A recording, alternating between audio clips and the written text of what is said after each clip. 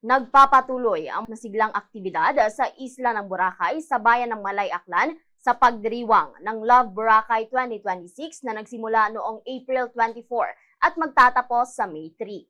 Ang Love Boracay ay isang ingranding pagdiriwang na pinagsama ang pinakamagandang karanasan ng tag-init sa pamamagitan ng iba't ibang water sports activities sa isa sa mga pinakatanyag na tourism destination sa bansa. Ayon kay Catherine Leserio, tagapagsalita ng Malay Boracay Tourism Office, bilang pinakamalaking selebrasyon na tuwing tag-init sa isla, dinarayo ang Love Boracay dahil sa kaakit-akit nitong alok ng pinong puting buhangin at makulay na tugtugin na nagsisilbing entablado para sa mga hindi malilimutang beach party, music festival at iba't ibang aktibidad sa baybayin. Dagdag pa ni Leserio, taglay nito ang masiglang enerhiya at kahanga-hangang tanawin ng dalampasigan. Nag-aalok ang Boracay ng bakasyon na perpekto para sa mga naghahanap ng kasiyahan at stress-free environment.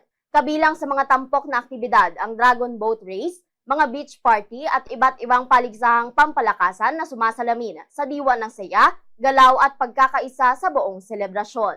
We are having this Love Boracay and na marami pong mga participants from other places, from other countries to be part of the celebration, lalo na po sa mga series of sports event natin. From April 24 until May 3 po yung mga activities natin. Si Catherine Leserio, tagapagsalita ng Malay Boracay Tourism Office sa kanya naging pahayag. Mula rito sa Bombo Radyo Kalibo, Bombo Ashley May Pamaos nag-uulat, and this is Bombo Radyo Philippines, the #1 and most trusted source of news and information. Basta Radyo. Bombo!